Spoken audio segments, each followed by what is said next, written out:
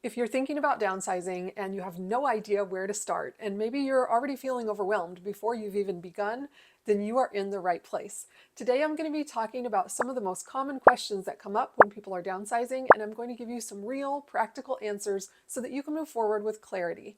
If we're meeting for the first time, my name is Sheila and I'm a downsizing mentor. I help people who are going through major life transitions declutter their homes and their minds so they can move forward with less stress and more peace. One of the first questions that people ask about downsizing is, how am I supposed to downsize when I am already so exhausted and overwhelmed? And I think this question comes from a place of burnout and mental overload. So maybe you have a lot going on in your life day to day. Maybe you're really stretched thin and you can't imagine how you will possibly come up with the energy to downsize. The good news is that the people that I've worked with over the years have found that as they go through the process of downsizing, it actually frees up energy. Because believe it or not, all of that stuff that you're surrounded with in your house, the stuff that is no longer serving you, the stuff that you don't need, and the stuff that you're ready to let go of, it's all weighing you down, even if you don't realize it. So when you declutter, when you downsize, when you let things go, it actually frees up energy, both physically and mentally, for you to be able to focus on the things that you actually do care about. So the good news is that the more you downsize, the easier it becomes and the less exhausted and overwhelmed you will feel. Another question that comes up when people are downsizing is, what if I make an even bigger mess? And I totally get it. People are afraid that if they pull things out of cabinets and closets and drawers, they're going to end up with all of this chaos and it's going to get worse before it gets better. And you think, oh, it already feels so bad. I don't want it to get worse before it gets better. But you don't have to do it all at once. You don't have to pull everything out and sift through all of it at once. That's one piece of good news. And the other thing is that when people think about decluttering and downsizing, they often confuse it with cleaning and organizing. So we are not cleaning and organizing here. We're not downsizing your house while also washing your windows and washing your curtains and shampooing your rugs. We are just decluttering and downsizing. And all that is just the act of deciding what is going and what is staying. That's what decluttering and downsizing means. It's not spring cleaning. It's not buying cute little bins and baskets and organizing things, although I do love a good bin or a basket, but that's not what we're doing here. We are just decluttering and downsizing, getting rid of things and letting go of what no longer serves you. The next downsizing question is, how do I make decisions faster without second guessing myself? And I think this question comes from a place of decision fatigue, but also a lot of self-doubt. So this is what tends to happen, is that you pick up an item, you look at it, you make a decision, then you second guess your decision, you reconsider it, you go back and forth and argue with yourself. Here's the deal. When you pick something up, you usually know right away whether it's something you want to keep or not. You just have this gut instinct, like this feeling, this intuition about it. And that is usually the right answer for you. There's not like one right or wrong answer. So this is not a moral choice. Like you're going to fail if you make a decision that's different from what someone else would decide. It's really up to you. But you have this gut instinct usually when you pick up an item and you just know if it's for you or not. What happens next, though, is that your brain tries to interject all these reasons why you should keep it, and you get into this negotiation with yourself, and that can be really exhausting. So the trick is to learn how to listen to that inner voice before your brain starts negotiating with you and offering up all of these reasons why you need to keep this thing that you probably never even use. And here's one trick that I've found to help with this. It's called spontaneous combustion, and it was a principle that was made famous by the minimalists. And the idea is, if you pick up this item and you look at it and you ask yourself, if this were to spontaneously combust, if it just went up in flames and vanished, would I miss it? Would I notice? Would I go out and replace it? And if the answer to those questions is no, then that's a pretty good sign that you're ready to let that thing go. So you just have to trust your gut. Whatever your first instinct is about decluttering or downsizing something, that is usually the right answer for you. I like to think of it on like a 100-point scale. If it's a 90% or above, like if I gave this thing a grade of 0 to 100% of how much I like it, I want it to be a 90 or above if I'm going to keep it in my home and in my life. If it's not a heck yes, it's a no. The next question is, how do I know if I'm making the right decisions? This is a tricky one too, because it's assuming that there is a right or a wrong way to declutter and downsize, and the truth is that there just isn't a right or wrong way. So I get it though, that there's this panic and this fear that sometimes sets in because you think, well, what if I make this decision? What if I let this thing go and then I later regret it?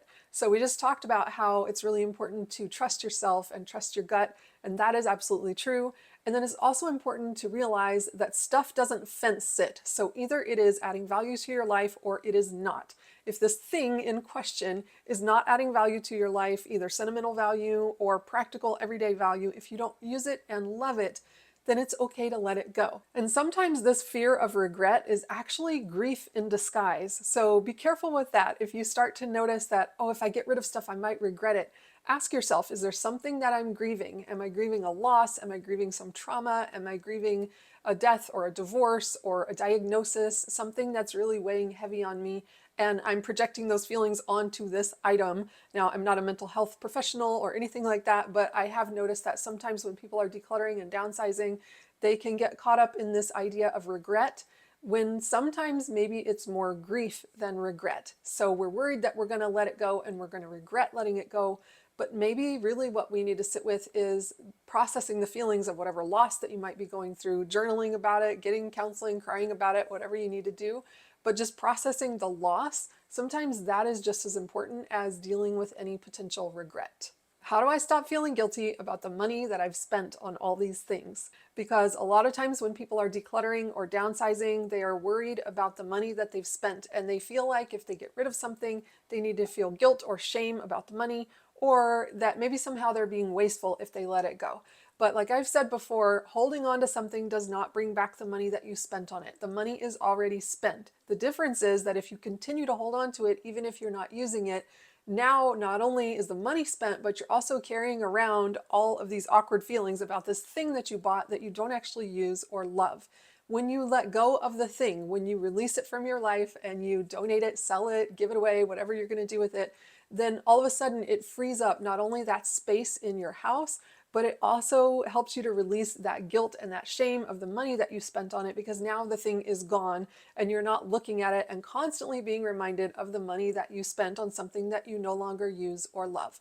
Plus, you get the added benefit if you sell it or give it away of knowing that it's gone to someone who's going to give it a good home. If you've gotten any value out of this video so far, it would mean the world to me if you would hit that subscribe button so that I can reach more people and help more people. Thank you so much. Let's keep going. You don't need to punish yourself by holding on to a reminder of a decision that you would make differently if you were making that decision now.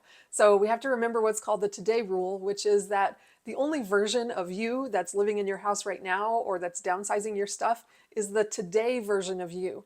The version of you that likes the stuff that you like today, that fits the size that you are today, not the version that lived in your house 20 years ago or 10 years ago, but the today version, because that's really the only person that you have to worry about, is the person that you are today. Does the today version of you use and love this item? If not, it's okay to let it go, regardless of the money that was spent on it, regardless of what may have happened in the past. It's okay to let it go and have a fresh start. How do I downsize without feeling like I'm erasing my life? This is a big one because it's not really just about the stuff or about the house. It's often about the stories that we tell ourselves about the stuff and about the house, and we feel like our whole life is wrapped up in all of this stuff. But think about the people who you've loved over the years, maybe people who are no longer with you. When you think about them, do you ever think about all the stuff that they owned? Or do you instead think about the way that you felt when you were with them? Most of the time when we remember people, we remember the way that they made us feel, the times that we stayed up half the night laughing, the times that we cried together. Those are the things that really stand out. So you're not erasing your life, you're just freeing up space in your physical space, like in your home, but also in your mind, so that you can move forward with less stress and more peace. And that is really what this whole thing is about. And by the way, if you are worried about feeling like you're erasing yourself or getting rid of stuff that's so precious to you, I encourage you, when you're decluttering and downsizing, to use what I call the keep first rule.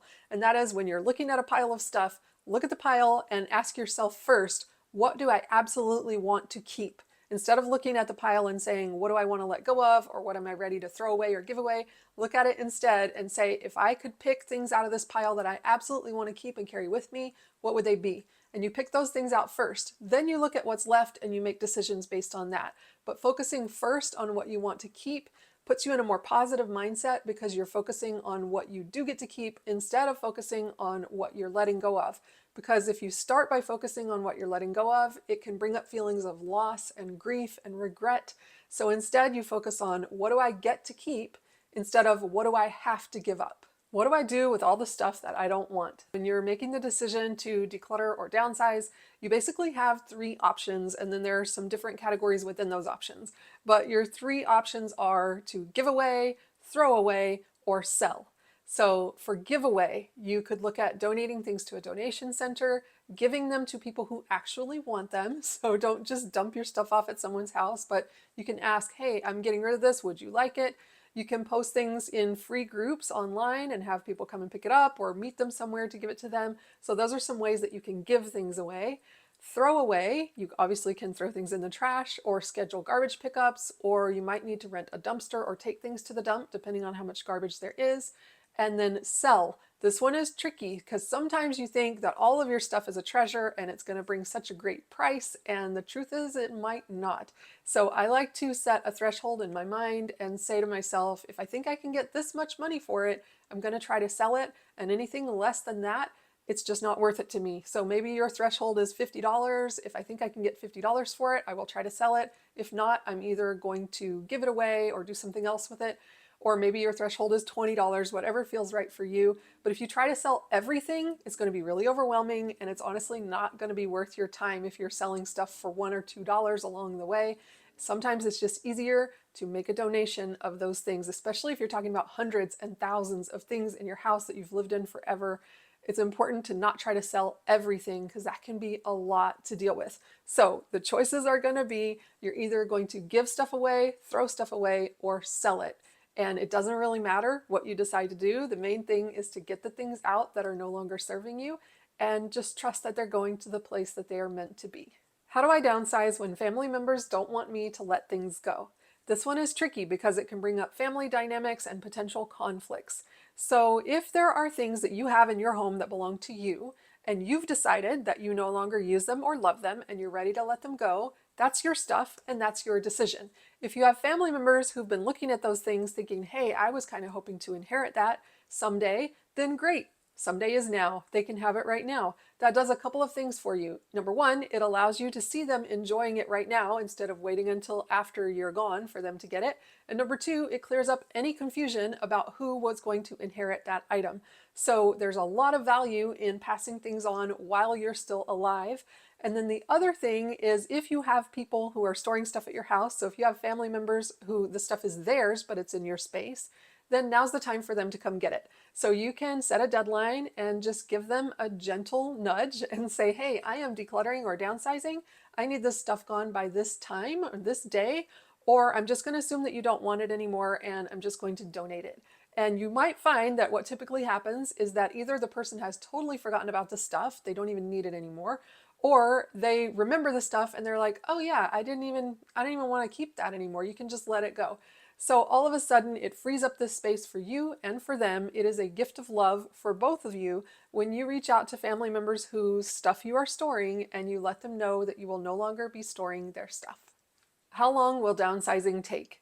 That's a good question, and it depends on a lot of factors. It depends on how much stuff you have, how long you've lived in your current house, what is your health and energy level like, and how much help do you have.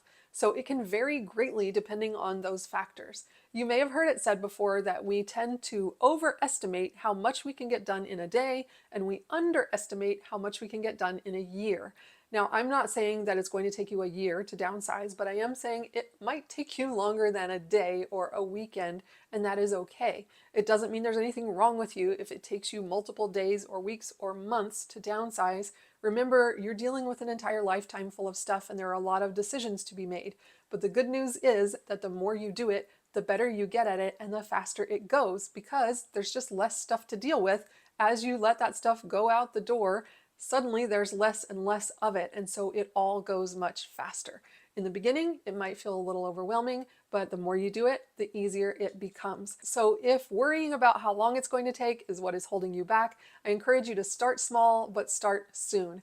And if you are preparing for a move, you're going to love my Decluttered Move course, where I walk you through everything you need to know to pack, plan, prepare, downsize, even stage or sell your house if you have a house to sell. I'll put the link in the description below, as well as in a code here on the screen.